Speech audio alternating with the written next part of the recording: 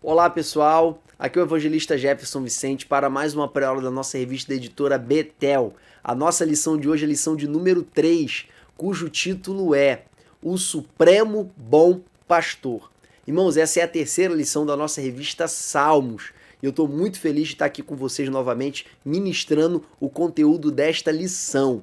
Irmãos, eu dividi a nossa exposição de hoje em 7 tópicos, se aproveitando aí de cada uma das expressões que a gente vai desenvolver aqui. No nosso tópico 1, nós vamos falar acerca da expressão O Senhor é meu pastor. No tópico 2, nós vamos falar acerca de que nada nos faltará. No tópico 3, nós vamos falar sobre verdes pastos, águas tranquilas e refrigério. No tópico 4, nós vamos falar acerca das veredas da justiça. No tópico 5, sobre o vale da sombra da morte. No tópico 6, sobre a exaltação no banquete que Davi ele se vê participando como uma honraria dada para Deus, dada por Deus para ele. E nós temos no tópico 7 um fechamento do salmo aí com expressões de confiança, tá? Que concluem o pensamento do início do salmo. Irmãos, eu queria dizer para vocês que o esboço dessa exposição ele está aqui na descrição do vídeo. É só você clicar e baixar, se você quiser ter acesso a todos os versículos e a todas as citações que nós fazemos aqui. E eu vou colocar para vocês também disponível o PowerPoint. Você que gosta de seguir a nossa exposição, eu vou disponibilizar para vocês aí o PowerPoint para você eventualmente estar utilizando na sua igreja, tá?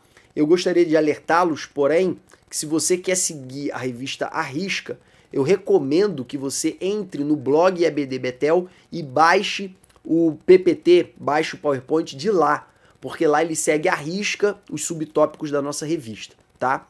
Então vamos avançar? Primeira coisa que eu queria dizer para vocês é que o Salmo 23, ele é dividido em duas partes, ou pelo menos ele é dividido em duas imagens diferentes. Do versículo 1 ao versículo 4, nós temos a imagem ovelha-pastor, que dá ênfase aí nessa relação de confiança que a ovelha tem no seu pastor. Na parte 2, nós temos aí a imagem de um banquete de honra. É um anfitrião honrando um convidado, tá? Isso está no versículo 5 e está no versículo 6. Nós vamos fazer agora uma exposição a partir do versículo 1, onde diz: O Senhor é o meu pastor. Essa expressão Senhor, irmãos, no hebraico, ela é o nome próprio de Deus, que é o tetragrama sagrado YHWH. Não se tem a preservação escrita das vogais dessa expressão YHWH. E por falta da preservação dessas vogais, a gente traduz esse nome para o português como Jeová, às vezes a gente traduz como Javé e às vezes a gente traduz também como Iavé.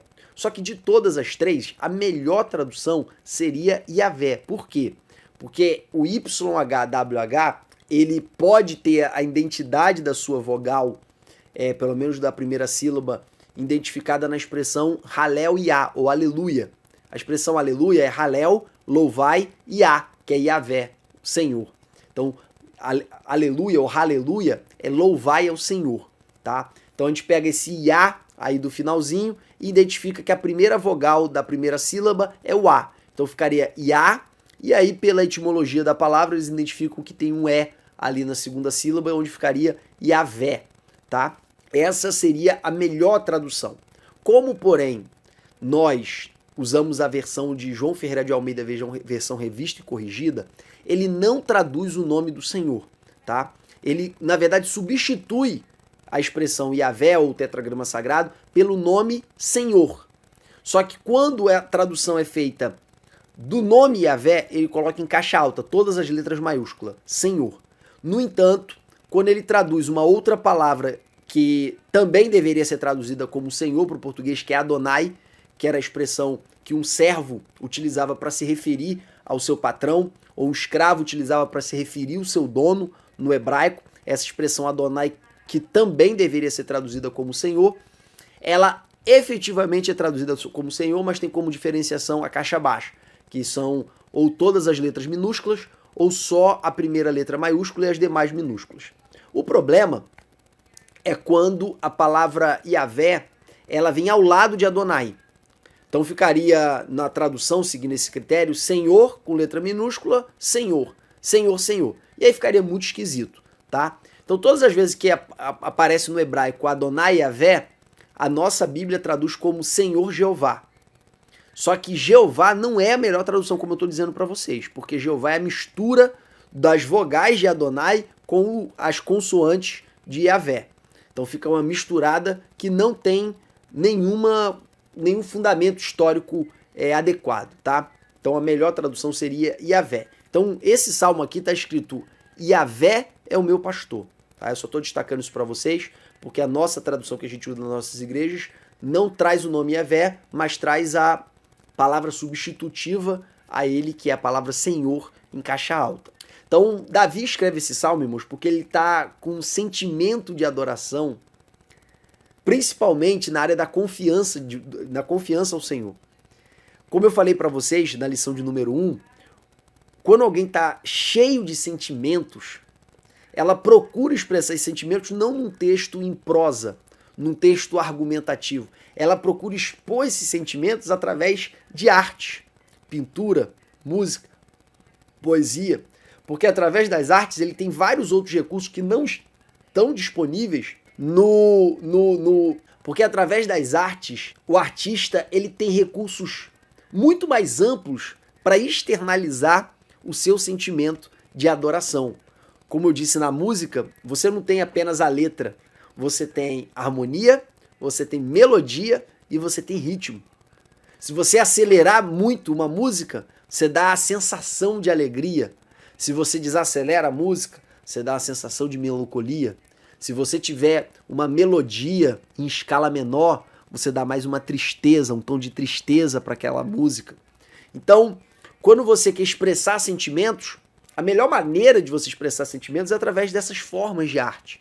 E eu mostrei para vocês que a poesia é uma delas, que tem o seu ritmo e tem a sua rima em português, tem os seus paralelismos e tem o seu ritmo em hebraico, conforme exposto na lição de número 1. Então Davi aqui ele quer expressar a Deus uma adoração, uma gratidão por tudo que o Senhor faz e fez por ele. E que tudo isso que o Senhor faz e fez por ele gerou nele um sentimento muito profundo de confiança diante do Senhor. Então Davi ele procura no seu mapa mental, ele procura na sua mente uma imagem que pudesse traduzir esse sentimento de confiança que ele tinha por Deus. E ele recuperou dos períodos da sua juventude, período da sua adolescência, em que ele era pastor de ovelhas. Ele recuperou a imagem de um pastor que era ele, cuidando das ovelhas do seu pai, disposto até mesmo a dar a vida por elas. Conforme nós vamos ver Jesus falando lá em João capítulo 10, o bom pastor ele dá a vida pelas suas ovelhas, mas o assalariado, o mercenário, ele quando vê o lobo ele foge. Davi não era um mercenário, ele cuidava das ovelhas do seu pai com toda a sua capacidade. Tanto é que ele teve a coragem de enfrentar um leão e um urso para proteger aquelas poucas ovelhas. Só que Davi não apenas protegia as ovelhas, Davi protegia, mas também Davi levava para pastos adequados para elas se alimentarem, levava para águas adequadas para elas saciarem a sede. Davi, ele não só protegia, mas ele supria elas de todas as suas necessidades, como, por exemplo, quando elas se feriam, ele que curava ali a pata ou qualquer outra ferida daquela ovelha, ou então quando elas se perdiam, elas se desgarravam, ele ia em busca dessa ovelha desgarrada para trazê-la de volta.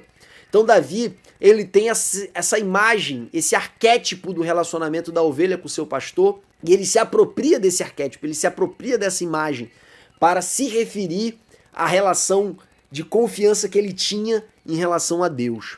Então ele começa o salmo dizendo: o Senhor é o meu pastor, no sentido de eu sou a ovelha dele, eu sou completamente dependente dele. E aqui é interessante outra observação dessa relação ovelha-pastor. O camelo, que era um animal criado naquele tempo também, ele tem uma autonomia muito grande, ele pode ficar dias sem beber água, por exemplo. O bode é um animal muito resistente, ele também consegue ficar dias sem comer e mesmo assim sobreviver. Já a ovelha, irmãos, é um animal frágil. A ovelha ela não tem chifre, a ovelha não morde, a ovelha não dá coice, a ovelha não tem ferramentas naturais de autodefesa, ela precisa ser protegida por alguém. Outra característica da ovelha é que essa fragilidade também em relação aos predadores, também é uma fragilidade em relação à vida. Ela é muito fraca para doenças, ela é muito fraca para feridas, ela é muito fraca para todas as circunstâncias da sua vida.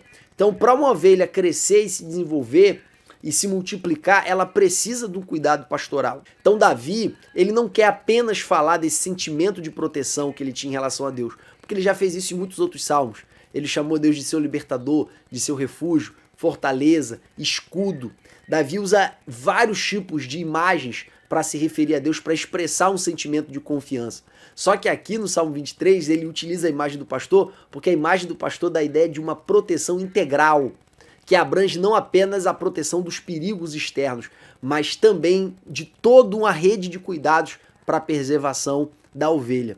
Então quando ele diz, o Senhor é meu pastor, ele está dizendo, eu confio nele como uma ovelha confia no seu pastor. E nós vemos isso muito claramente no transcorrer do Salmo. Então aqui eu queria fazer um esclarecimento para você. Se você ler o Salmo 23, você vai ver que Davi está se colocando como ovelha. Davi era uma ovelha efetivamente, irmãos. Ignora aqui as metáforas, a linguagem metafórica ou a linguagem figurativa. Davi era efetivamente uma ovelha, ele comia pastos verdejantes, ele precisava procurar águas tranquilas. A vara e o cajado físico de Deus efetivamente consolavam ele? É claro que não. Ele está usando um arquétipo, ele está usando uma imagem de um relacionamento entre uma ovelha e um pastor, ele se colocando ali na condição da ovelha.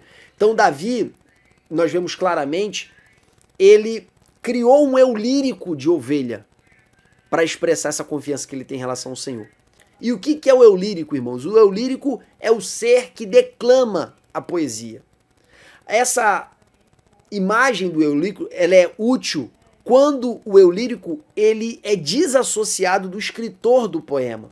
Você vê isso muito claramente numa das poesias de Fernando Pessoa, a poesia A Porta, onde está escrito: eu sou feita de madeira, madeira, matéria morta, mas não há coisa no mundo mais viva do que uma porta.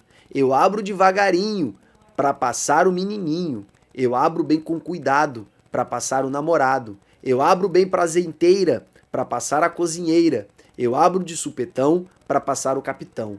Só não abro para essa gente que diz, a mim bem me importa, que se uma pessoa é burra como uma porta. Eu sou muito inteligente, eu fecho a frente da casa, eu fecho a frente do quartel, eu fecho tudo nesse mundo, só vivo aberta no céu.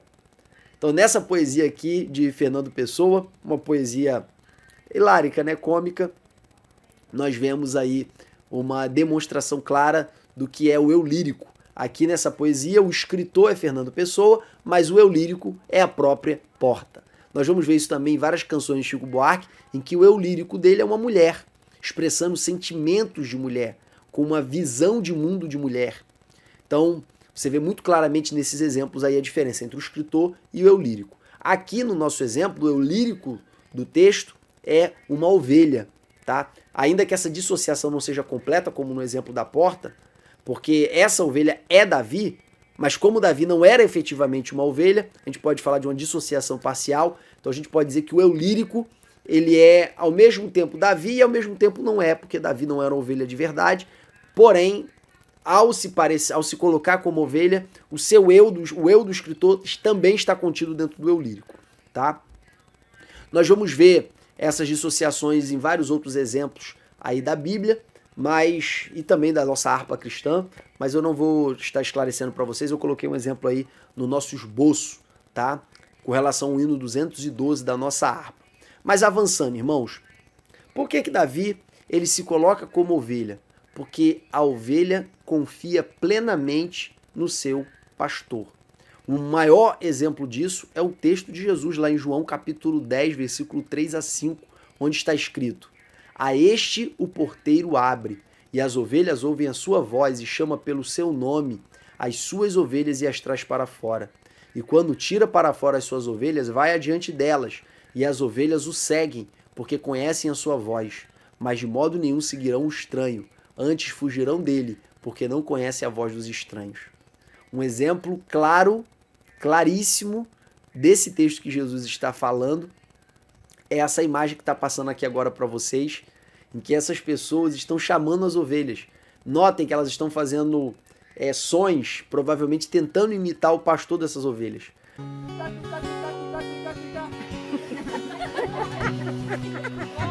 One more time. Oh, one is.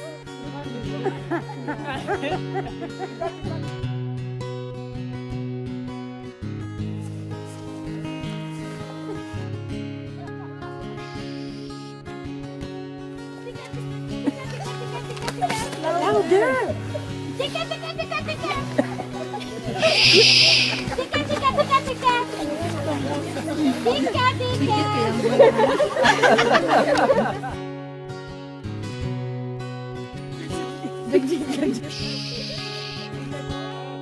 Tica, tica, tica.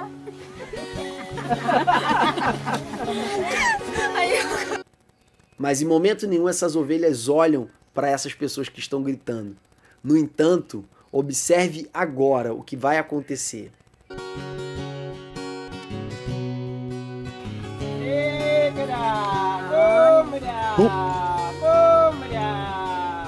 Look at them, look at them.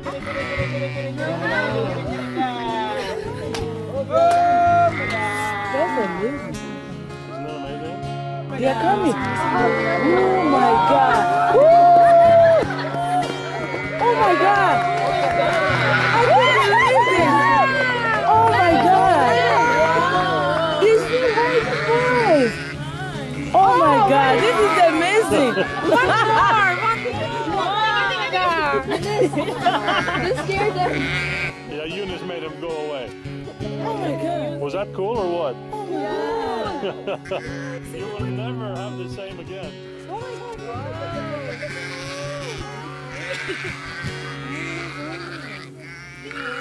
I can't believe. Muito interessante, não é verdade? Muito interessante.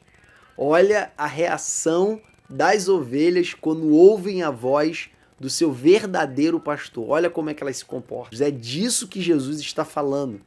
E é esse sentimento de confiança da ovelha em relação ao seu pastor e da identidade dela com o seu pastor que Davi estava tentando expressar através desse salmo. Então a gente vai olhando aí na continuidade do salmo, irmãos, o desdobramento dessa confiança que Davi tinha por Deus como seu pastor. Então a gente entra agora no nosso tópico 2. Nada me faltará. Essa expressão, irmãos, nada me faltará, é nada mais, nada menos que o desdobramento lógico da ideia de que o Senhor é o meu pastor. Se o Senhor cuida de mim, se Yahvé cuida de mim, do que eu posso ter falta? Se o Todo-Poderoso, se o Supremo Bom Pastor cuida de mim, o que me resta de necessidade? Nada. Absolutamente nada. É por isso que ele diz, o Senhor é meu pastor, nada me faltará. Essa expressão nada me faltará, ela aparece um pouquinho diferente em outras traduções, como por exemplo, de nada terei falta. Ou na Bíblia Viva, ele me dá tudo o que eu preciso. Ou na NBB ou na Pastoral, nada me falta. Em todas essas expressões, irmãos, ou melhor dizendo, em todas essas traduções, fica muito claro que eu não sinto falta de nada porque Deus cuida de mim. E se Ele cuida de mim e Ele tem todo o poder nos céus e na terra, é impossível que alguma coisa que eu efetivamente precise venha me faltar. E nós poderíamos parafrasear, irmãos, esses textos dizendo simplesmente que como Ele cuida de mim, eu terei tudo o que realmente preciso. Queridos, fica ligado numa coisa. Tudo o que eu realmente preciso. Aqui a gente precisa fazer uma distinção entre o que eu quero e o que eu preciso. O que eu quero é uma coisa, o que eu necessito é outra coisa. A Bíblia diz que todas as coisas cooperam juntamente para o bem daqueles que amam a Deus. Deus faz com que o universo conspire para o nosso bem. Só que o que é o nosso bem? A sequência diz que é sermos iguais a Jesus. E às vezes, irmãos, para sermos iguais a Jesus, que é o supremo bem para a nossa vida, a gente vai ter que passar por dificuldades, a gente vai ter que passar por tristezas, por perseguições, por aflições.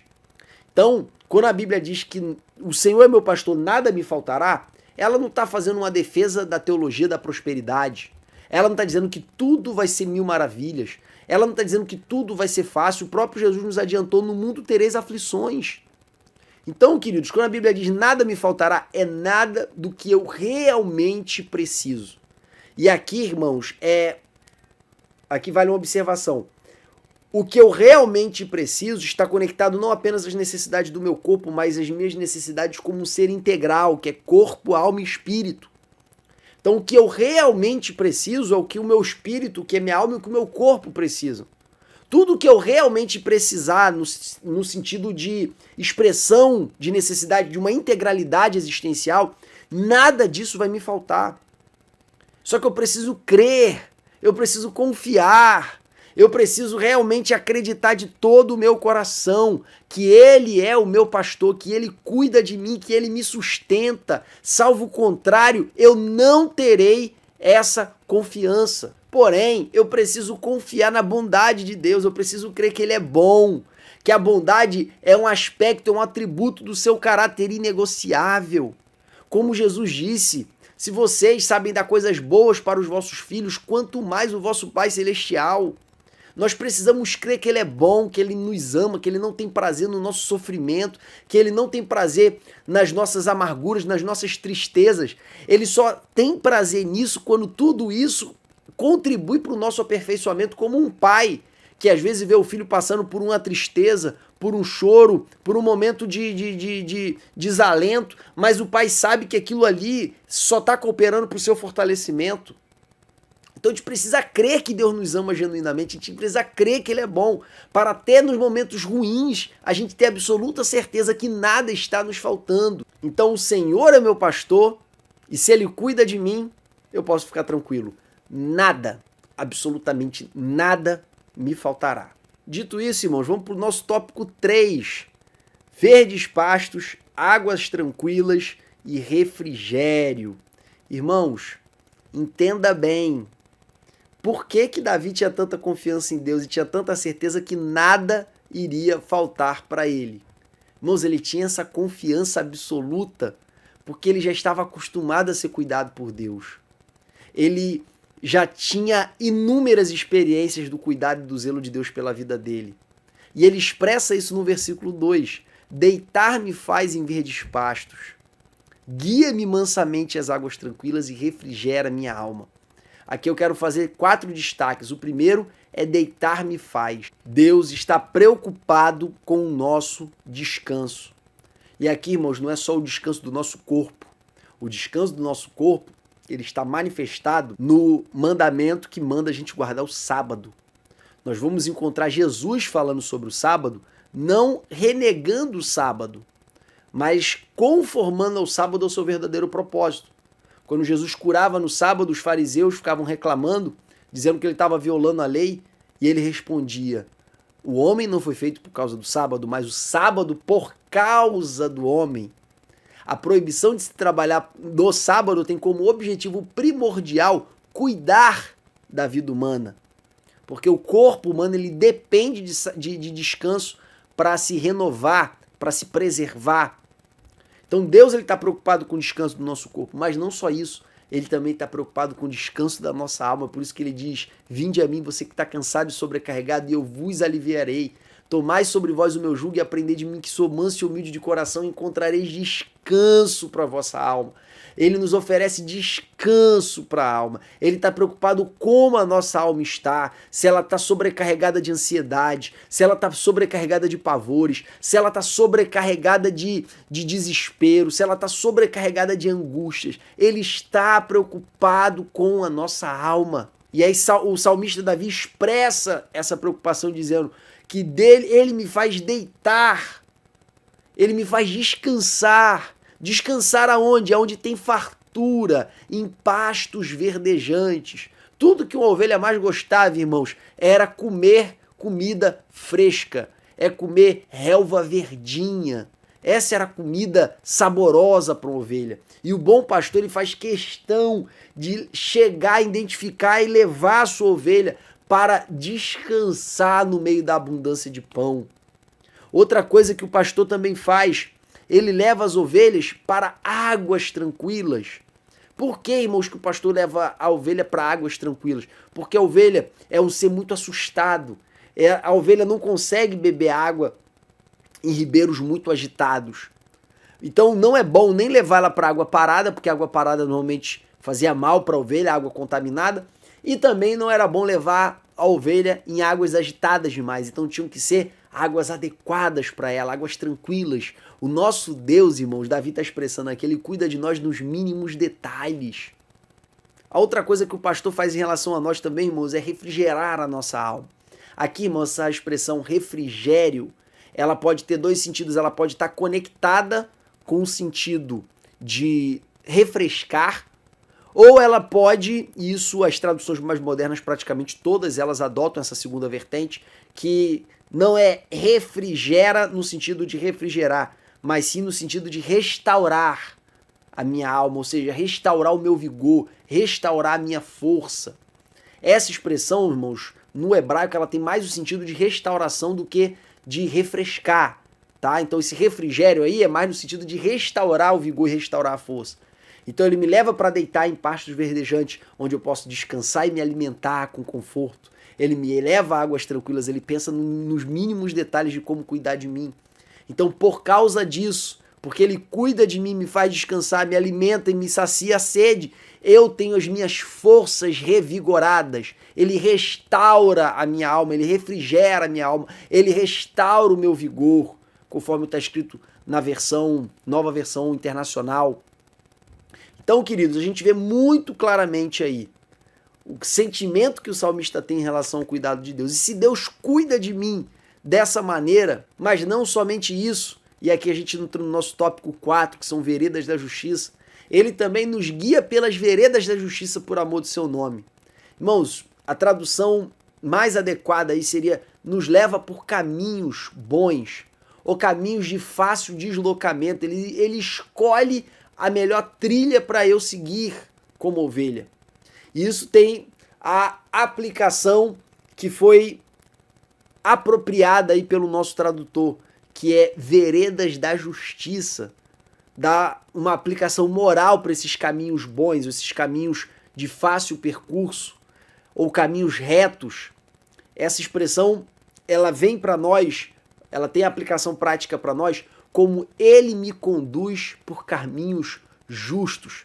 Ele me leva a ter uma vida correta. Ele me leva a ter uma vida justa, por amor do seu nome.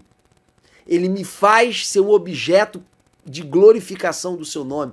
Ele me faz ser um instrumento para a sua glória. Ele redime a minha vida dos meus pecados. Ele redime a minha vida dos meus vícios. Ele redime o meu caráter dos meus defeitos e me faz um instrumento para a exaltação da sua glória nessa terra.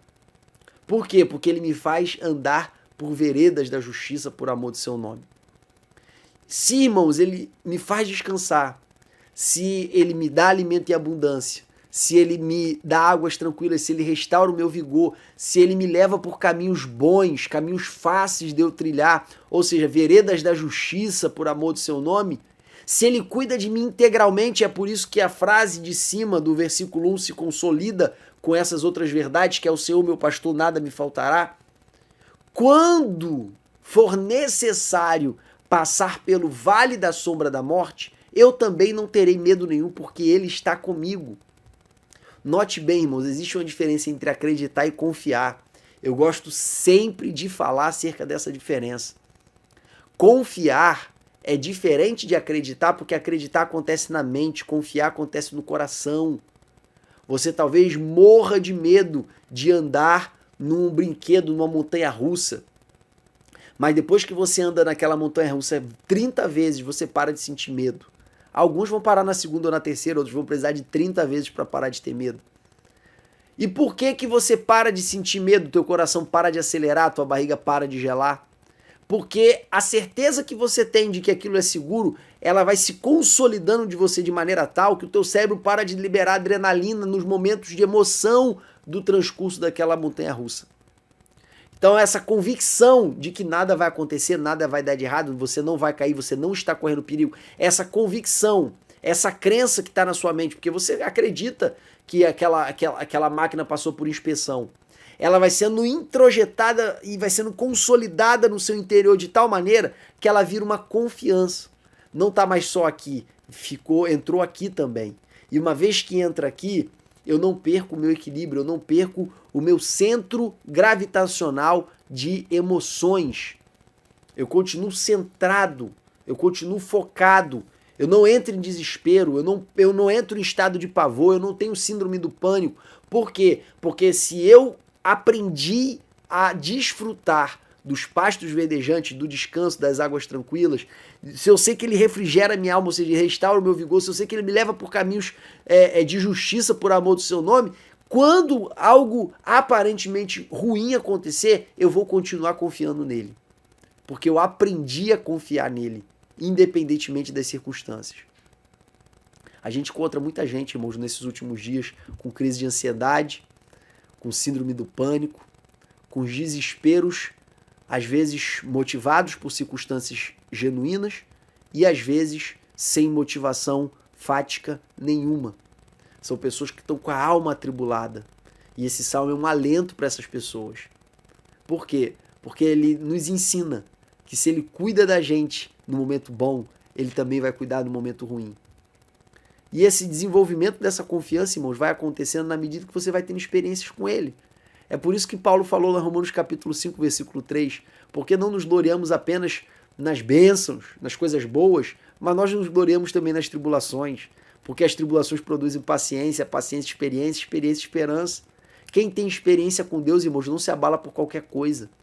Desde que eu era jovenzinho, e finalzinho da minha adolescência, Deus usou uma irmã para dizer que tinha um grande anjo que andava do meu lado e que eu não conseguia nem ser assaltado e nem bater o carro eu conseguia. Irmãos, eu nunca fui assaltado. A única pessoa que tentou me assaltar, Jesus me revelou. E eu dei uma palavra para ele e ele saiu correndo. Então, conforme eu fui vivendo essas experiências, vendo Deus me guardar em todas as circunstâncias, algumas vezes quase bati com o carro, mas de maneira surpreendente não aconteceu. Vendo tudo isso, irmãos, foi introjetando dentro de mim uma confiança de que ele iria cuidar de mim.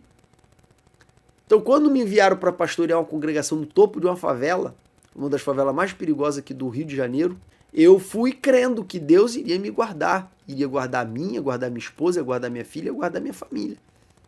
Depois, agora, eu fui enviado para outra comunidade, para pastorear em outra comunidade. Vira e mexe, eu vejo caveirão na porta da igreja, vejo homens de pistola, de fuzil.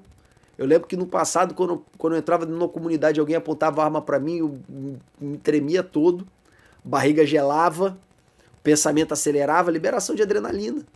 Hoje, passam apontando uma arma para dentro do carro, opa, é o pastor, e sigo em frente. E para minha surpresa, irmão, minha perna não treme, minha barriga não gela, eu não tenho calafrio, não tenho nada. É como se fosse algo normal, eu estou habituado a ver aquilo. E conforme você vai se acostumando, menos aquilo vai te afetando. Essa é uma verdade tanto para o lado ruim, que às vezes a gente aprende a naturalizar o que não pode ser naturalizado, como também pode ser levado para o lado bom. E qual é o lado bom? O lado bom é que a gente se torna inabaláveis diante das dificuldades e das circunstâncias. Então, queridos, acreditar acontece aqui, confiar acontece aqui. Mas por que a gente tem tanta dificuldade de confiar no Senhor? É porque, irmãos, Ele não é o nosso guia, Ele não é o nosso pastor. Lembra que eu falei com vocês que são as nossas experiências com Deus que vão gerando a confiança no nosso interior? Se a gente não tem experiência com Deus, como é que a gente vai ter confiança? Isso não vai acontecer, desculpa. Isso não vai acontecer. Você não vai ter confiança se você não tiver experiência. Só que você só vai ter experiência se Ele te guiar. Como é que Deus nos guia, irmãos? Em primeiro lugar, Ele nos deu a sua palavra. Ele nos deu o manual. Quando você decide seguir o manual, você está submetendo a orientação de Deus manifestada na palavra. Em segundo lugar, Ele nos guia pelo Espírito Santo, porque a palavra diz que o Espírito nos guiaria em toda a verdade. Mas em 90% das vezes o Espírito faz uso da palavra para nos guiar. Então a palavra é indispensável. E aí, queridos, quando você vai para a palavra dá um método e você segue outro, você está se deixando ser guiado por Deus? Você está vivendo pela fé ou está vivendo pelos teus próprios instintos, pela tua própria sabedoria e pela tua própria capacidade? Eu vou colocar isso em termos práticos para você entender de maneira mais clara. Quando uma discípula tem um marido não crente, como é que ela deve ganhar ele para Jesus? Falando no ouvido dele, brigando com ele, reclamando com ele, enchendo a paciência dele, se negando a participar de festas de parente dele? É assim que ela vai ganhar ele para Jesus? Quando a Bíblia ensina a mulher a ganhar o seu marido para Cristo, qual é a orientação que ela dá lá em 1 Pedro? Ganhando sem palavras. Ganhando sem palavras. Mas a irmã que tem um marido não crente, ela prefere ficar reclamando e falando no ouvido dele. Porque ela acredita que se ela falar, ele vai tomar jeito, ele vai tomar tendência. Ela prefere usar o método dela e não o método de Deus. Irmãos, como a Bíblia manda a gente tratar os nossos inimigos? Às vezes você quer derrotar os seus inimigos com as suas estratégias, com a sua capacidade, com a sua força. Mas como a Bíblia manda a gente tratar os nossos inimigos? A Bíblia manda a gente amar os nossos inimigos, fazer o bem para quem nos faz mal, falar bem de quem fala mal da gente. O método de Deus é esse, irmãos. Quando você segue o método de Deus, você anda pela fé. E aí, quando você anda pela fé, você passa a ter várias experiências extraordinárias, você passa a ter acesso ao sobrenatural. E essas experiências vão consolidando aquilo que você acredita aqui e vai transformando em confiança aqui. Você quer ver método de Deus? Como a gente deve tratar os presbíteros que pecam na casa do Senhor? Os presbíteros são os anciãos. A palavra presbítero é a tradução para a palavra ancião. São os líderes da igreja, que é o ministério da igreja. Como a gente deve tratar? Tem muitos pastores presidentes, irmãos, que quando um pastor importante peca, ele vai e oculta o problema, oculta o pecado. Ele está seguindo o método de Deus ou está seguindo o método, não tem que preservar ele já, senão o povo não perdoa. O povo não tem misericórdia. O povo julga, condena e executa. Se eu não preservar ele, esse homem que tem um talento dado por Deus para fazer a obra de Deus, ele nunca mais vai se levantar porque ninguém mais vai dar oportunidade para ele. Aí vai o pastor lá, presidente, o líder, seguindo a sua própria cabeça, seguindo a sua própria mente e não aplica a disciplina, ou então dá uma disciplina privada, para de dar oportunidade para ele pregar, tira ele de cargo de liderança, mas não o repreende publicamente. E o que está lá em 1 Timóteo, irmãos? Qual é o procedimento que está lá em 1 Timóteo? O presbítero que errar, repreende-o publicamente para que sirva de exemplo para o rebanho. E aí, o pastor, o líder, que acha que está beneficiando esse obreiro que pecou, esse presbítero, o evangelista, o pastor que pecou, escondendo o pecado dele, na verdade está trabalhando para o mal dele. Sabe por quê? Porque sempre alguém fica sabendo, que conta para alguém, que conta para alguém, que conta para alguém, que conta para alguém. E aí quando essa pessoa não é disciplinada, anos depois, ela continua sendo vista como uma caída.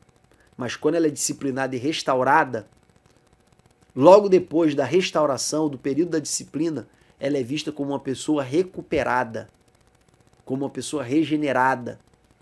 Então, queridos, a gente precisa seguir o método de Deus, mas o problema é que a gente acha que sabe mais do que Deus. Entre caráter e performance, irmãos, qual que a gente escolhe?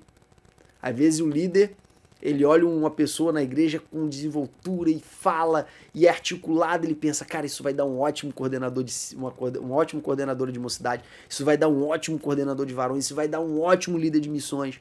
Aí pega o camarada e coloca na obra. Ou então uma pessoa entende muito da palavra, ele pega aquela pessoa que é articulada, sabe tudo de Bíblia e coloca para dar aula de escola dominical, coloca como superintendente. Só que aquela pessoa não tem os valores do reino. Ela tem performance, mas ela não tem o caráter do reino. Ela não é humilde, ela não é submissa, ela é brigona, ela não leva desaforo para casa, ele não tem responsabilidade com a obra, tem performance, mas não tem responsabilidade, ele gosta de cantar as menininhas. Então, irmãos, quando você olha mais a performance do que o caráter, você não está seguindo o padrão da palavra de Deus, porque se você olhar lá a lista de características de como tem que ser um presbítero, de como tem que ser ou bispo, né, que são sinônimos, ou de como tem que ser um diácono, você vai ver lá que a lista quase toda está relacionada a caráter. Um dos aspectos só relacionado à performance é cheio do Espírito Santo. Ali o sentido da ideia de poder. No entanto, a maior parte das características está relacionada a caráter. Então você não segue o modelo de Deus, você segue o modelo da sua cabeça e depois você quer colher a colheita de Deus, as promessas de Deus para sua vida não vai acontecer, porque aquilo que o homem plantar, isso também ele ceifará. Então, irmão, você anda pela visão de Deus, você anda direcionado por Deus, você anda guiado por Deus. E, como consequência, você passa a ter experiência do cuidado de Deus contínua e continuamente sobre a tua vida. Você começa a ter experiências de milagres. Porque o teu jeito tem lógica. O jeito de Deus não tem lógica. Mas o teu jeito não tem milagre. O jeito de Deus tem milagre. Então, quando você segue o jeito de Deus, você passa a ter extraordinárias experiências com Deus. Mas quando a gente não se deixa ser guiado, irmãos, a gente não tem experiência, e ao não ter experiência, a gente não tem confiança. A gente acredita, mas não confia. Quando, porém, a gente aprende a andar com Deus, aprende a ser dependente de Deus em tudo, a gente é livre, inclusive, para descansar na soberania dele nos momentos ruins, como fez o profeta Abacuque, ainda que a figueira não floresça, ainda que não haja produto da vide, ainda que o produto da oliveira minta, ainda que as ovelhas sejam arrebatadas do curral, todavia eu me alegrarei no Senhor e exultarei no Deus da minha salvação. Se ele permitir que os babilônicos punissem Israel, e ele é justo o suficiente para no momento certo punir os babilônicos, ainda que a gente tenha que suportar que uma nação mais ímpia do que nós venha contra nós e destrua tudo, absolutamente tudo que amamos na nossa terra, nossa família, os nossos bens, o nosso estilo de vida, ainda que destruam tudo, ainda que tudo acabe, ainda assim eu me exultarei no Deus da minha salvação, porque eu sei que ele continua no controle. Essa é a tônica de Abacuque. E aí, irmãos, quem aprende a descansar na soberania não sofre de véspera. Quem aprende a descansar na soberania não tem as suas estruturas abaladas no momento difícil. Quem aprende a descansar na soberania, de aceitar o bem de Deus e o mal também, como fez Jó, ele não perde o seu equilíbrio emocional, ele tem inteligência emocional para enfrentar os desafios, porque sabe que Deus está no controle. Isso se chama descansar na soberania de Deus. Uma vez eu me peguei pensando assim, e depois eu fiquei muito feliz dessa reflexão brotar em mim espontaneamente, de que se Deus me julgar e me condenar e me jogar no inferno, eu vou adorar o nome dele, porque eu vou continuar admirando a sua justiça. Se naquele grande dia ele disser para mim, você está condenado, eu vou adorá-lo, porque eu confio completamente na justiça do meu Deus. Se ele condenar alguém que amo, se ele condenar alguém que queira o bem, se ele condenar qualquer pessoa que esteja ao meu redor, ele será adorado, porque eu confio, não é 99%, eu confio completamente na sua justiça. Isso me faz descansar na sua soberania, de que ele nunca proferirá um veredito que não seja justo, porque ele é essencialmente justo. Então descansar na soberania, irmãos, te dá um alívio de alma inexplicável. Inexplicável. Mas vamos avançar. Aqui eu concluo essa primeira parte do Salmo 23, que fala da relação ovelha-pastor, e avanço na segunda parte, que fala da relação anfitrião e convidado de honra. Irmãos, essa segunda parte está descrita lá no livro de Salmo, capítulo 23, versículo 5, onde está escrito: preparas uma mesa perante mim na presença dos meus inimigos, unges a minha cabeça com óleo e meu cálice transborda.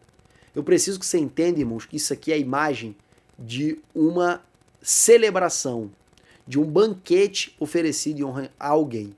Isso era muito comum na antiguidade, os reis faziam muito banquetes para homenagear súditos, para homenagear guerreiros, para homenagear pessoas dignas de serem honradas.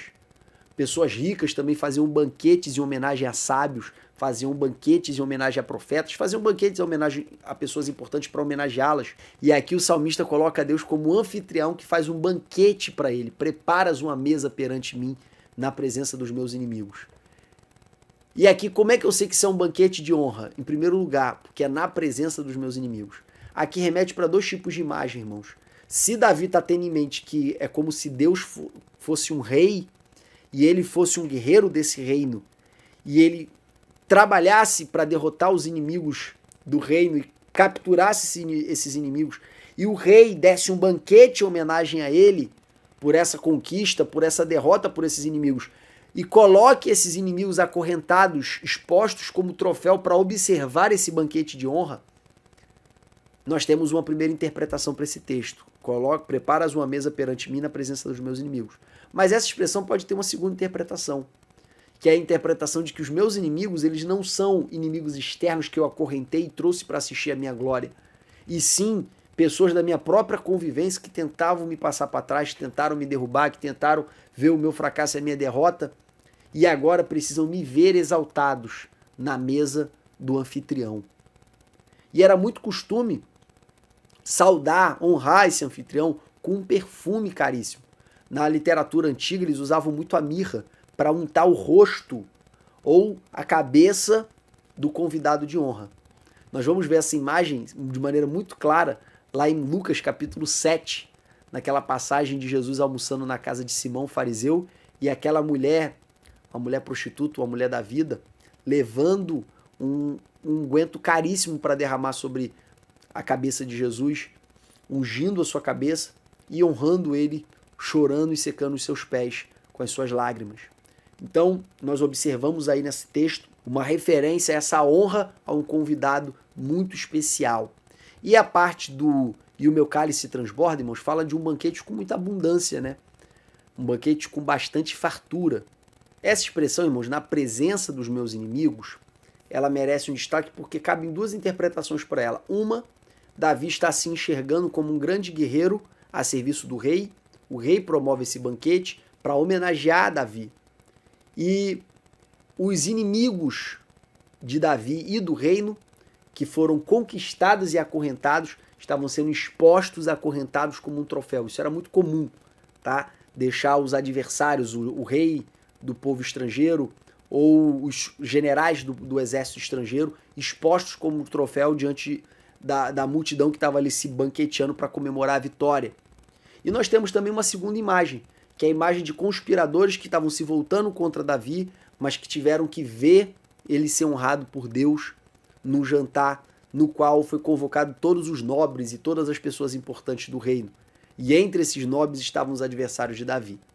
Mas no fundo, essas duas imagens têm o mesmo propósito, que é mostrar os inimigos presenciando Davi sendo honrado pelo Senhor. A expressão "unges a minha cabeça com óleo", ela tem muita relação com um hábito que existia no Oriente Antigo de ungir esse convidado de honra com mirra. Era muito comum derramar na cabeça ou untar o rosto como uma maneira de honrá-lo, tendo em vista que esses perfumes aí feitos com azeite, eles eram muito cheirosos, tá? Então, essa provavelmente é a aplicação desse texto, que Davi aqui se vê como um convidado de honra que estava sendo ungido como maneira de manifestar o seu prestígio naquele banquete. E o meu cálice transborda fala acerca de um banquete com muita fartura, tá? Fala acerca de um banquete com muita fartura. Esses dois exemplos, irmãos, fazem a gente lembrar do que aconteceu com Mardoqueu e Amã, lá no livro de Esther, em que Amã, que era a pessoa que estava tramando a morte de Mardoqueu, teve que levá-lo no cavalo do rei com as vestes reais e ficar gritando que isso é feito com o homem que o rei quer honrar. Então a imagem de Amã e Mardoqueu é uma imagem que se encaixa muito bem nesse versículo 5 do Salmo 23. Uma observação final que eu gostaria de fazer aqui com vocês, irmãos, é a seguinte: nem toda exaltação provém de Deus, tá? A gente não pode ficar perseguindo exaltação. Em primeiro lugar, porque a exaltação pode vir do nosso próprio esforço, pode ser um resultado do nosso trabalho. Então essa exaltação não necessariamente veio de Deus. E tem um segundo tipo de exaltação que é tão perigosa quanto, porque a primeira, ela nos vulnerabiliza para a manifestação do orgulho. E a segunda também. Só que a segunda não provém do nosso esforço, mas provém do próprio Satanás. Você vê o exemplo disso quando ele usou aquela menina adivinha lá na cidade de Filipos para ficar elogiando Paulo e Silas, dizendo: vai aí os grandes homens de Deus. Satanás estava honrando o nome de Paulo e Silas com o objetivo de desvirtuar o coração deles. Então nem toda honra é uma honra que procede de Deus. Outro ponto importante aqui é que a gente não deve procurar a exaltação, irmãos. Isso aqui é o que eu posso chamar de paradoxo da exaltação no Evangelho. A gente pode até desejar a exaltação, mas a gente nunca pode buscar a exaltação. A gente busca se humilhar para Deus nos exaltar. A gente não busca a exaltação, a gente busca a humilhação. Ainda que a gente deseje a exaltação, a gente cresce para baixo. A gente se humilha mais para Deus fazer o trabalho de nos honrar, tá? E por fim, nós temos aí uma expressão do versículo 6 que só corrobora o nível de confiança que Davi tinha no Senhor, tá? Ela fecha com chave de ouro esse sentimento de confiança de Davi através do seguinte versículo: certamente que a bondade e a misericórdia me seguirão todos os dias da minha vida e habitarei na casa do Senhor por longos dias. Essa expressão, a bondade e a misericórdia me seguirão, nos faz lembrar de que estes sinais seguirão aos que creem. E aqui, irmãos, vai um grande segredo. Os sinais seguem, as misericórdias seguem e a bondade segue. Creia nisso. Não fique correndo atrás de bênção, não fique correndo atrás de milagre, não fique correndo atrás de algo que Deus possa te dar. Queira ser completamente guiado por Ele, que tudo isso vai correr atrás de você. Que Deus vos abençoe, vos dê uma aula abençoada e continue edificando a vida de vocês em nome de Jesus. Amém.